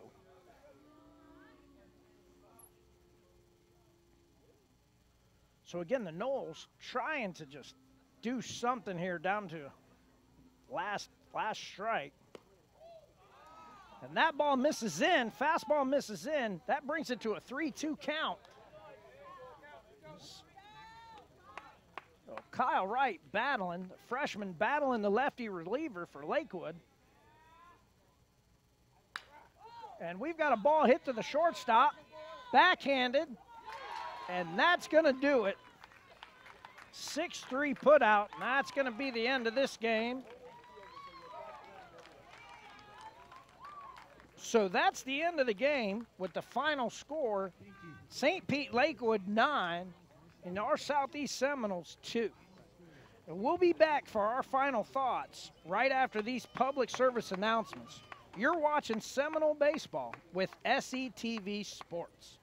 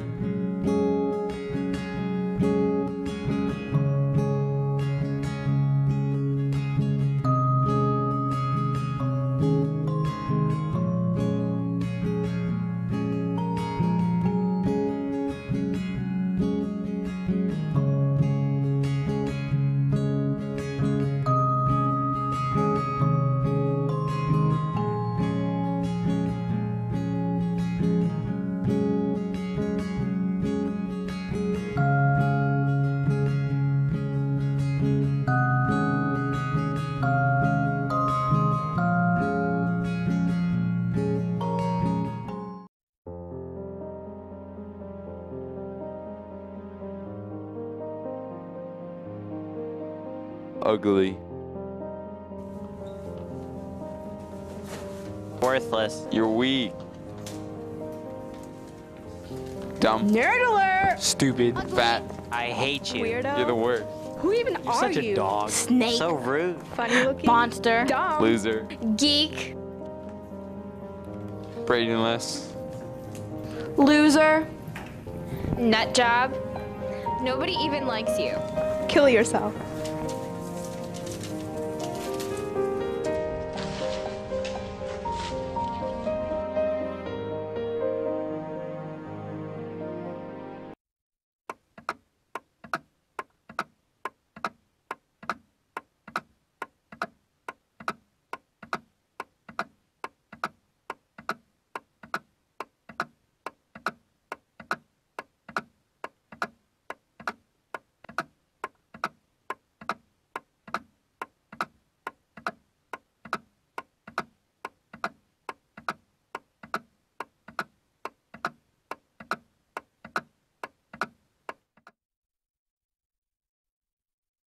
And we're back live here at Southeast High School, Seminole Baseball. And I'll do a little recap here. So unfortunately, the Noles come out on the wrong end of this district contest with losing a tough one, 9-2 to St. Pete Lakewood. And I think we talked about it a little bit earlier, Coach, is, you know, you got to handle the baseball. Kicked it around a little bit too much defensively, and the bats just didn't really get it done for us tonight. Your thoughts? Yeah, I want to say we had three or four unearned runs there, you know, and it's you know, as we spoke about earlier, you can't give a team that's 6-0 in the district, now 7-0 in the district, you cannot give them extra outs. They will make you pay for it. Yeah, that's correct. You know, so the winning pitcher, Aiden O'Dowd for St. Pete Lakewood, did a nice job pounding the zone, keeping the hitters off balance. Mixed in a little breaking ball there, a little change up, little curve ball, and pounded the zone with the fastball and got ahead of a lot of hitters. Really didn't have a lot of hits for the Seminoles. Quite a few Ks for us. Might have had, I think there was only 2 hits by the Southeast offense all night long. So he did a nice job. Yeah, absolutely. As we also mentioned earlier in the program, this is a young Seminole team. They're going to be around for a while. A lot of them were underclassmen on last year's team, so now they're getting some playing time. They got a little more time to develop, a little more time to, learn the game and really focus in on becoming varsity players. You and I have spoken about this before. This is a program that, doesn't always have a big turnout for tryouts, and that sometimes lends itself to opportunity for some younger, up-and-coming freshmen and sophomores. And it can be a struggle at times, but it's an all right problem to have because your future's bright. When you got some talent at the freshman and sophomore level, you can develop in varsity baseball games, right, Coach? Absolutely. Well, I think that leads into my final comments, and that's a very good points there, Coach.